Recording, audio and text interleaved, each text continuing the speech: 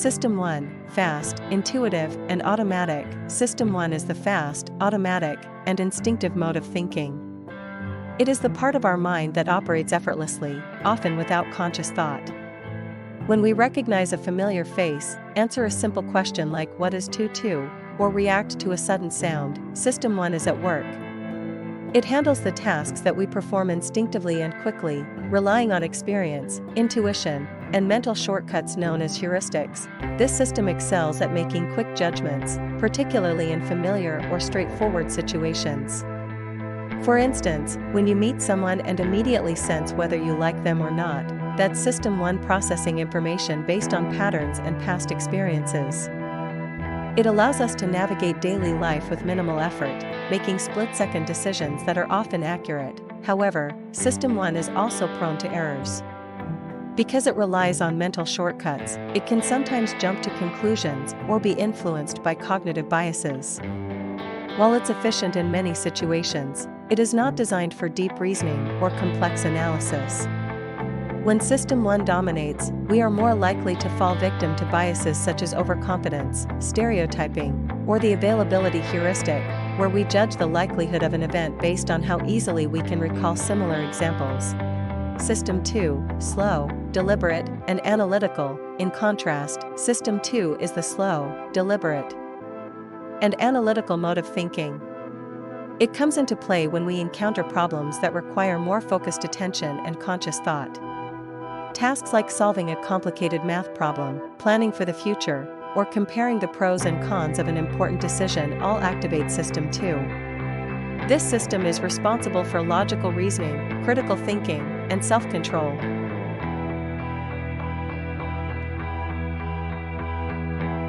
Unlike System 1, which works quickly and automatically, System 2 demands effort and energy. It requires concentration and is typically engaged when we need to override our automatic responses or think carefully before making a decision. For example, when you're faced with a major financial decision, you may use System 2 to weigh different options, consider long-term consequences, and gather relevant information before arriving at a conclusion. Although System 2 is more accurate and reliable in situations that require careful analysis, it has its limitations. Engaging System 2 is mentally taxing, and as Kahneman points out, we tend to avoid using it unless absolutely necessary. This is why people often default to the quicker System 1 even when a problem calls for deeper thinking. Moreover, System 2 can be lazy, and when it is tired or overwhelmed, it is more likely to defer to System 1's intuitive judgments, even when those judgments may be flawed. How the two systems shape our decisions. The interaction between System 1 and System 2 is a fundamental aspect of human cognition. In many situations, the two systems work together seamlessly. System 1 handles routine tasks and initial impressions, while System 2 steps in when more deliberate thinking is required.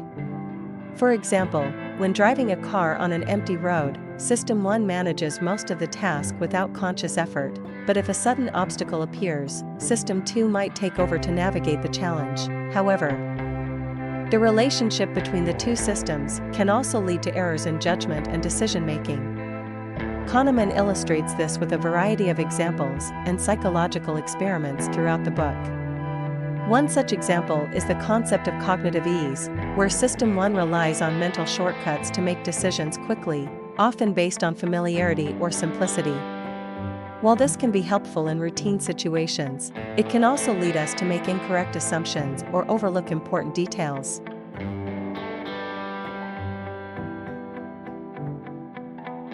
In more complex or unfamiliar scenarios, System 2 should ideally take over.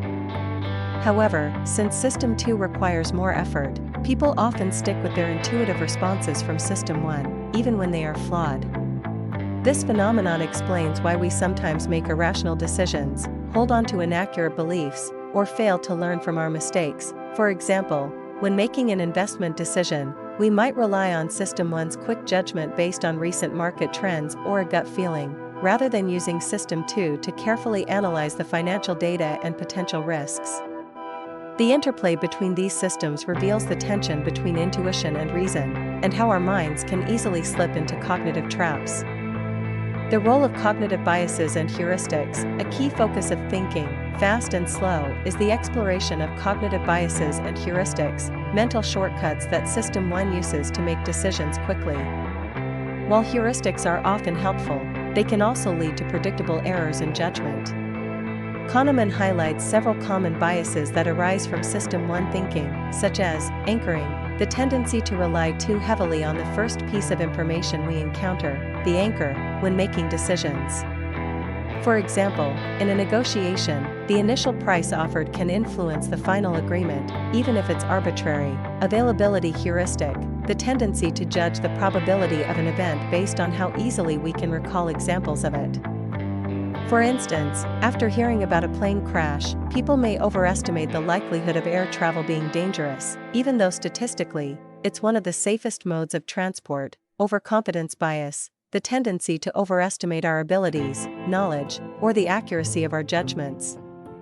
This bias is especially common in professionals who rely heavily on intuition.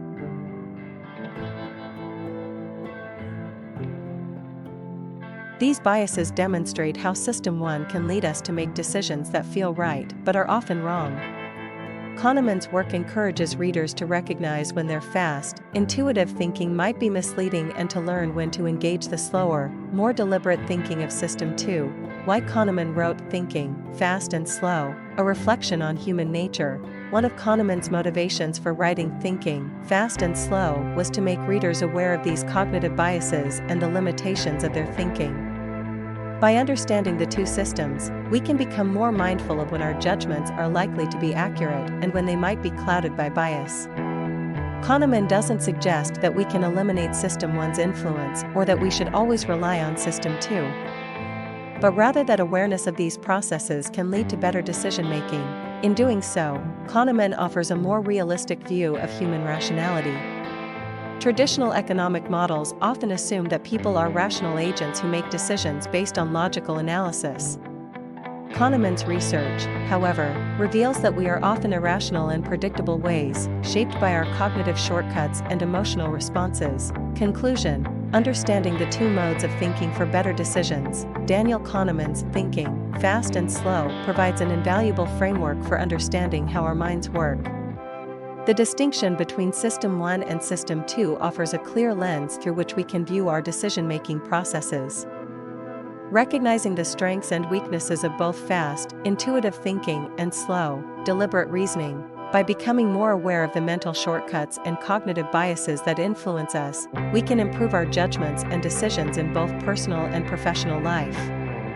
Kahneman's work invites us to reflect on our own thinking, to question our intuitive judgments, and to recognize when it's time to slow down and engage in deeper analysis.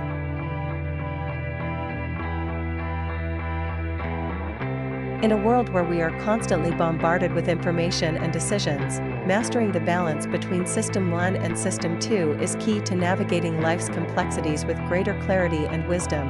Book structure of Thinking, Fast and Slow. Understanding the Two Systems. Daniel Kahneman's Thinking, Fast and Slow is a profound exploration of how humans think and make decisions, offering a groundbreaking understanding of our cognitive processes. The book is carefully structured to guide readers through the intricacies of human thought, specifically focusing on two distinct systems of thinking. This division into System 1 and System 2 forms the backbone of Kahneman's thesis. And the entire book is organized to explore how these systems shape our decisions, influence our judgment, and often lead us to errors in reasoning. An overview of the book structure. The book is divided into 5 parts, each focusing on different aspects of decision-making, cognitive biases, and the role of the two thinking systems. Kahneman weaves together decades of research in psychology and behavioral economics to highlight the strengths and weaknesses of each system and how they interact. Let's take a closer look at how the book is structured and how it delves into the two systems of thinking. Part 1. Two Systems. The first part of the book, Two Systems, lays the foundation for the entire work.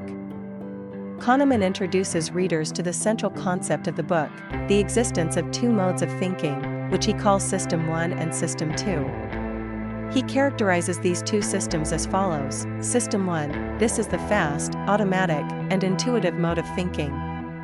It operates quickly and effortlessly, drawing on patterns, experiences, and mental shortcuts to make rapid decisions.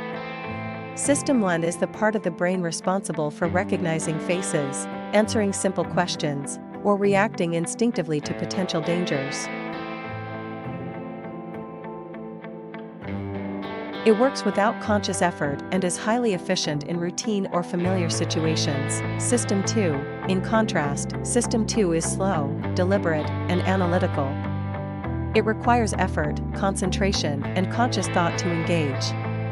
System 2 is responsible for tasks that require logic, reasoning, and problem solving, such as solving complex math problems, making important financial decisions, or planning for the future. This system is more accurate but also more demanding and prone to mental fatigue. The first part of the book provides vivid examples of how these two systems interact in everyday life. Kahneman explains how System 1 is often our default mode of thinking because it's fast and efficient. But it can also be prone to errors due to cognitive biases. On the other hand, System 2, while more reliable in complex situations, is not always engaged as often as it should be because it requires more mental energy. Part 2, Heuristics and Biases. In the second part of the book, titled Heuristics and Biases, Kahneman delves deeper into the workings of System 1 and explains how it can lead to systematic errors in judgment. While System 1 allows us to make quick decisions in familiar contexts, it relies heavily on heuristics, mental shortcuts that help us simplify complex problems. These heuristics are useful, but can also introduce biases, leading to irrational decisions. Some of the key biases Kahneman explores in this section include anchoring, the tendency to rely too heavily on the first piece of information encountered, the anchor, when making decisions. Availability heuristic, the tendency to judge the probability of an event based on how easily examples of it come to mind. Overconfidence bias, the inclination to overestimate our knowledge and abilities, leading to flawed judgments. Kahneman provides compelling experiments and studies to show how System 1's reliance on heuristics can skew our perceptions and lead us to make decisions that feel right but are often wrong. This section underscores the importance of understanding these biases, as they affect decisions in everyday life, from personal choices to public policy. Part 3, Overconfidence. In the third part, Overconfidence, Kahneman continues his exploration of cognitive biases, focusing specifically on the human tendency to be overly confident in our judgments. He demonstrates how System 1 often gives us a sense of certainty, even when our judgments are based on incomplete or misleading information. The result is overconfidence, which can have serious consequences, especially in fields like finance, politics, and business. Kahneman introduces the concept of the illusion of understanding, where people believe they understand complex phenomena better than they actually do. This is particularly true in hindsight when events seem more predictable after they have occurred. He also highlights the dangers of the planning fallacy, where individuals or organizations underestimate the time, costs, and risks involved in completing tasks or achieving goals. This part of the book emphasizes the limitations of intuitive thinking, System 1, and the importance of engaging System 2 for more careful and deliberate reasoning, especially in high-stakes situations. Part 4, Choices. The fourth part of the book, Choices, focuses on how we make decisions, particularly in situations involving risk and uncertainty. Kahneman introduces the concept of prospect theory, for which he was awarded the Nobel Prize in Economic Sciences. This theory challenges traditional economic models of decision-making, which assume that people are rational agents who make decisions to maximize utility.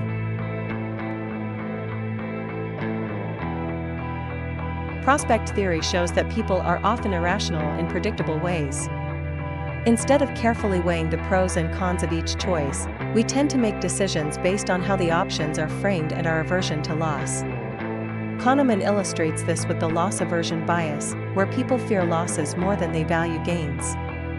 This leads to risk-averse behavior in some situations and excessive risk-taking in others, depending on how the choices are presented. In this section, Kahneman emphasizes how System 1 and System 2 interact in decision-making.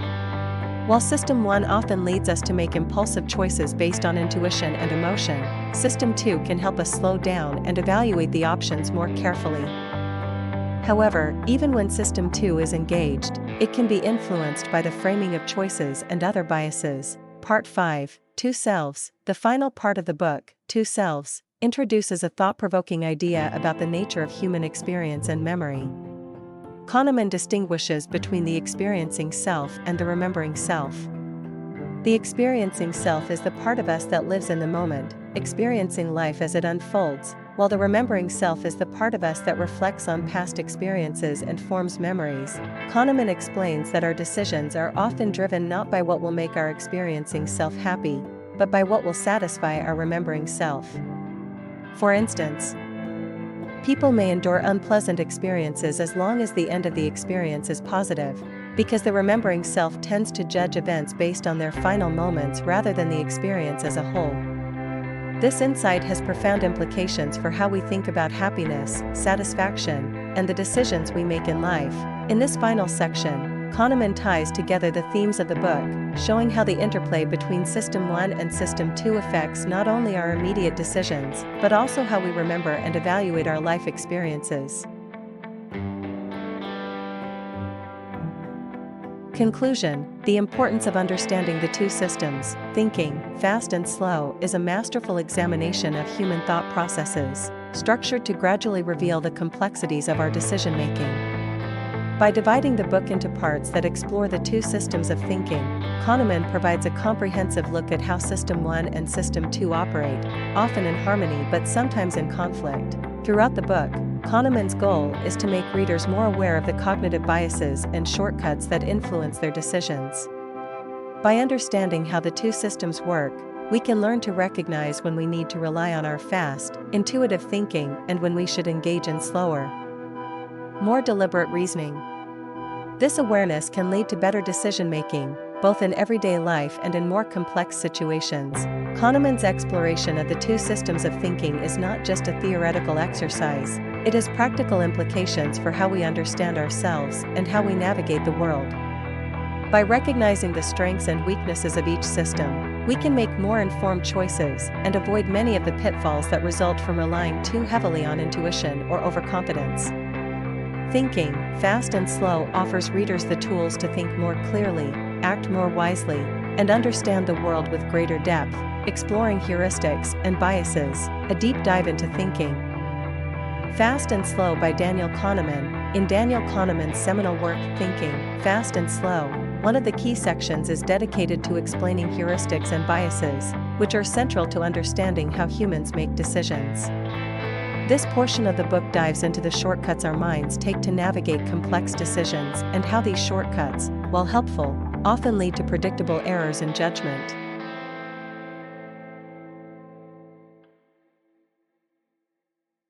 Kahneman's work, rooted in decades of research in psychology and behavioral economics, revolutionized the understanding of decision-making and revealed the cognitive traps that influence our everyday thinking. The heuristics and biases section forms a critical part of Kahneman's argument, explaining how our fast, intuitive thinking, System 1, frequently relies on mental shortcuts, or heuristics, that simplify decision-making processes.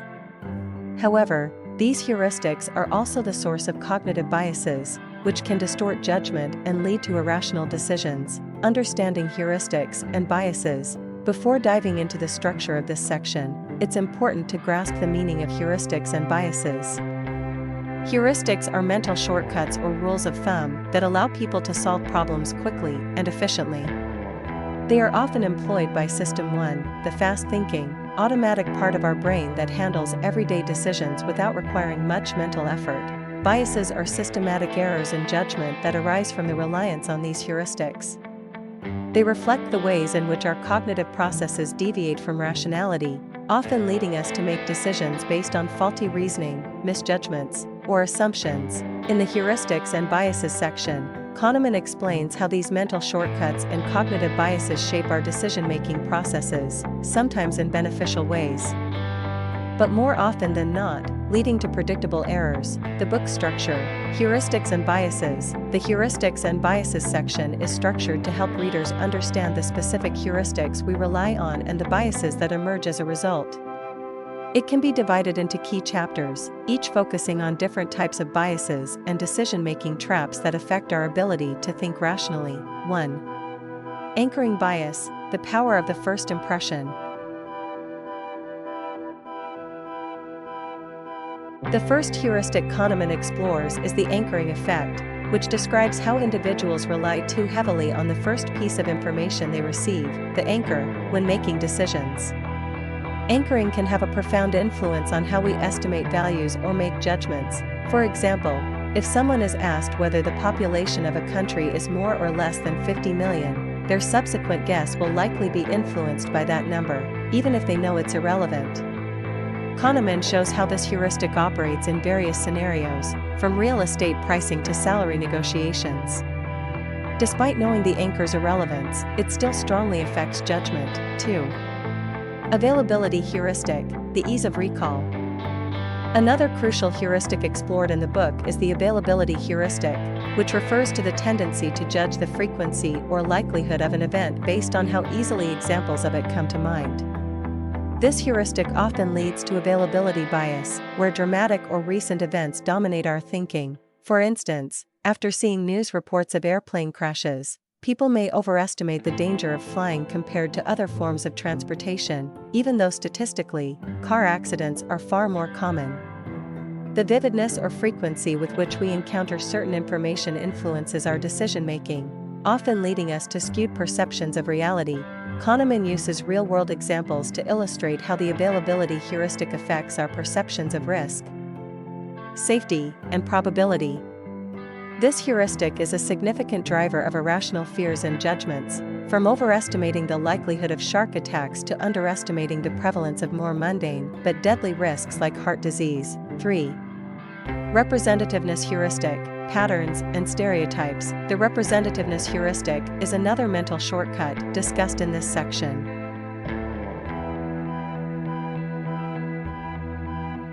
It occurs when people judge the probability of an event based on how similar it is to their existing mental prototype or stereotype.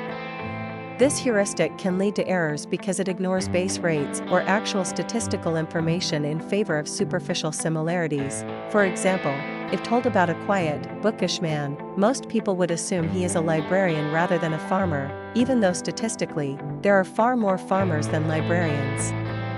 Kahneman explains how this heuristic leads people to make probability judgments based on how representative something seems, rather than on logical or statistical reasoning.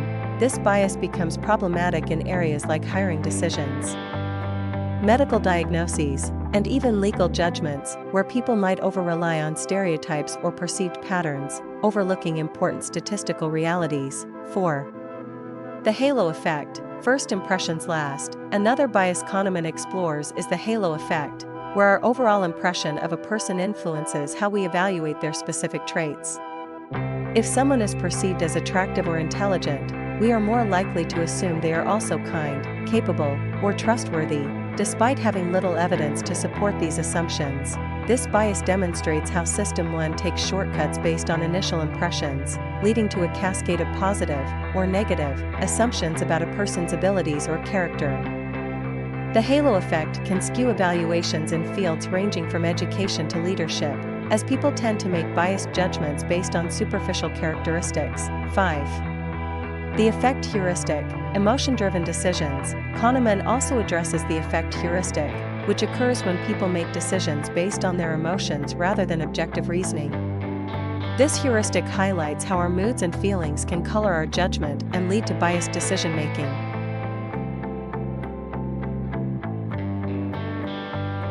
For instance, if someone is in a positive mood, they may underestimate risks and make more optimistic choices, while someone in a negative mood might overestimate risks and become overly cautious.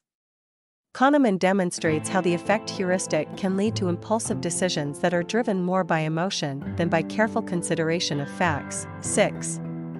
Confirmation bias, seeking what we already believe. Confirmation bias, another key concept in this section, refers to the tendency to search for, interpret, and remember information in a way that confirms our pre-existing beliefs. When people are invested in a particular opinion or decision, they are more likely to seek out evidence that supports it while ignoring or downplaying contradictory information. Kahneman illustrates how this bias leads people to reinforce their existing viewpoints, even in the face of contrary evidence. This bias is particularly problematic in politics, media consumption, and personal relationships, where people tend to form echo chambers of like-minded views, further entrenching their biases. 7. Loss aversion, the fear of losing. One of the most powerful biases Kahneman discusses is loss aversion, which describes how people fear losses more than they value gains.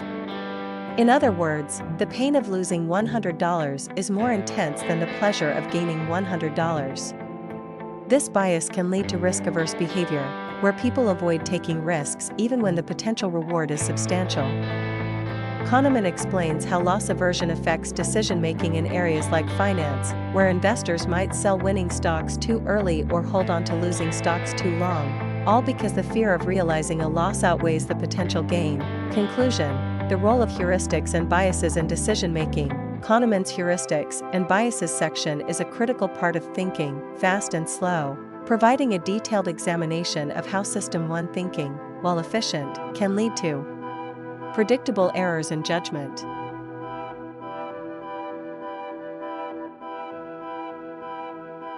These cognitive shortcuts, while necessary for navigating daily life, often result in biases that distort our decision-making. By understanding how heuristics like anchoring, availability, and representativeness operate, as well as recognizing biases such as loss aversion, confirmation bias, and the halo effect, readers can become more aware of their own thought processes. Kahneman's insights offer a path toward better decision-making by encouraging us to slow down and engage System 2, our slower, more deliberate mode of thinking, especially when faced with complex or high-stakes decisions. In Thinking, Fast and Slow, Kahneman doesn't suggest that we can eliminate these biases entirely, but he provides readers with the tools to recognize when they are at play, allowing us to mitigate their influence and make more informed, rational choices. Exploring Overconfidence, a deep dive into Thinking, Fast and Slow by Daniel Kahneman. In his groundbreaking book, Thinking, Fast and Slow, Nobel laureate Daniel Kahneman offers profound insights into the workings of the human mind. The book is not just a scientific exploration of how we think, but also an eye-opener into the biases and errors we are prone to. One of the most prominent themes Kahneman addresses is the concept of overconfidence, a cognitive bias that can have profound consequences on decision-making. In this blog post, we'll delve into how the book is structured and how the issue of overconfidence plays a critical role in understanding human behavior. Book structure: a two-system approach to thinking. Kahneman structures Thinking, Fast and Slow around the idea that our thinking operates in two distinct systems. System 1 is fast, intuitive, and automatic. It is the part of the brain that jumps to conclusions and makes quick decisions based on limited information. System 2 is slow, deliberate, and analytical. This system takes over when tasks require more concentration, logic, and critical thinking.